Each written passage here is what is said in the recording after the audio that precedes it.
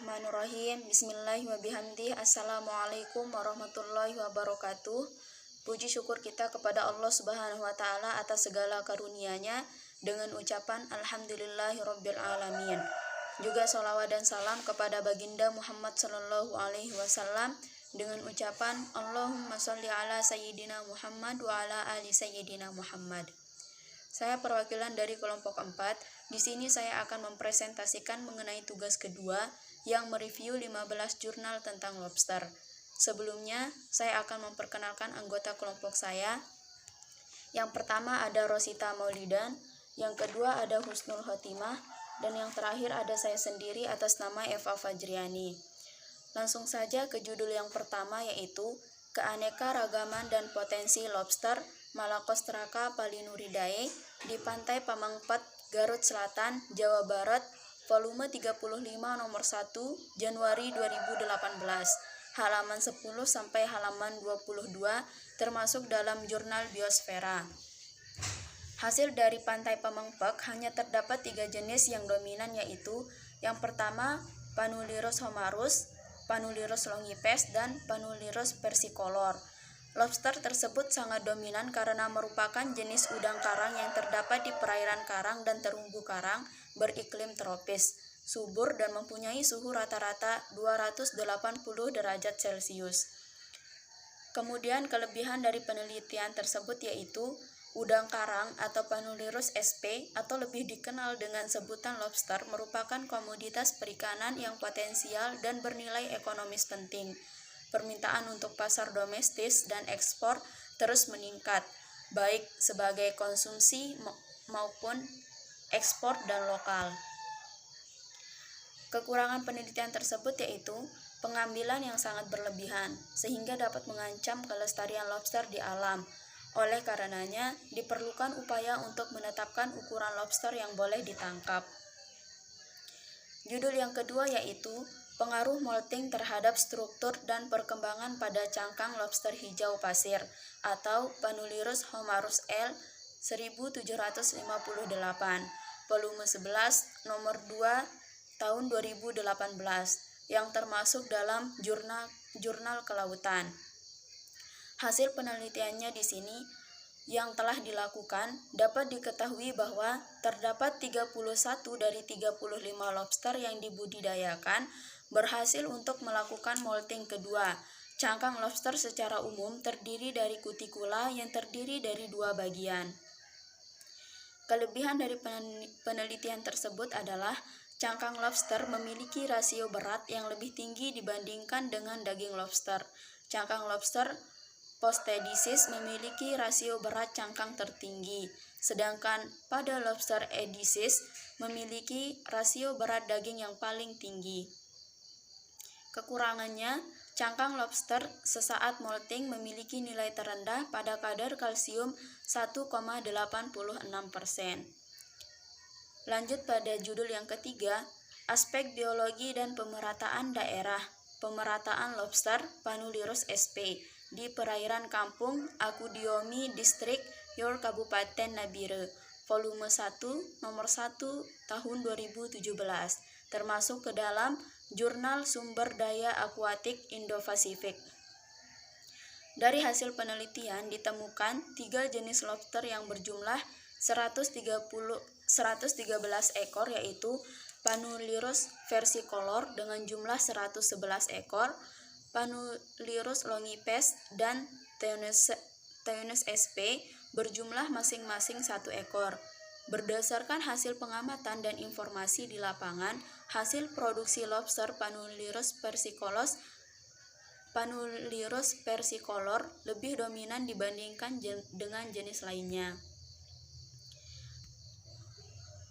Kekurangan dari jurnal tersebut adalah kurangnya pengendalian intensitas penangkapan menyebabkan ukuran rata-rata lobster yang tertangkap semakin kecil.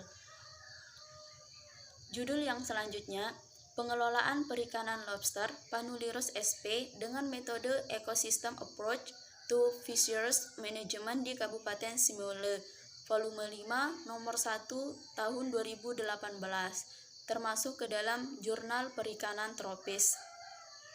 Respon memiliki kisaran 22 sampai 46 tahun. Rata-rata umur responden adalah 34 tahun.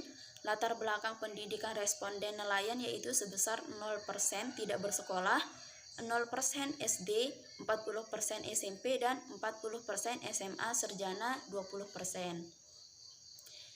Kelebihan dari penelitian ini yaitu indikator kualitas perairan tergolong dalam kondisi baik. Kualitas perairan di Simiole tergolong tidak tercemar karena parameter kualitas air masih di bawah baku mutu sesuai Kepmen LH 51 tahun 2004. Indikator status terumbu karang, habitat unik khusus, dan perubahan iklim terhadap kondisi perairan dan habitat tergolong dalam kondisi sedang. Kelemahannya, di Simiolu telah terjadi penurunan hasil penangkapan. Kondisi ini terjadi diduga karena semakin tingginya frekuensi penangkapan seiring dengan meningkatnya permintaan pasar terhadap lobster, yang pada akhirnya mempengaruhi jumlah tangkapan lobster di alam. Judul selanjutnya, pertumbuhan lobster batu atau Panulirus penicillatus oliver 1791 di perairan Simiolu, Barat Sumatera. Volume 2 nomor 2 halaman 101 sampai halaman 111 tahun 2019. Jurnal Kelautan dan Perikanan Terapan. Hasil penelitian di perairan pantai Simiolu menunjukkan bahwa nisbah kelamin lobster batu betina dan jantan relatif seimbang. Untuk melihat populasi suatu organisme dalam mempertahankan populasinya dengan melihat indikator kemampuan suatu populasi untuk tetap bertahan melalui rekrutmen. Kelebihan penelitiannya, karapas dan bobot lobster, batu betina dan jantan menunjukkan pola pertumbuhan alometrik negatif, di mana pertumbuhan panjang karapas lebih cepat daripada pertambahan bobot badan. Kelemahannya, tingkat eksploitasi tersebut, lobster batu telah melebihi batas optimum, artinya bahwa sumber daya lobster batu telah mencapai kondisi overfishing.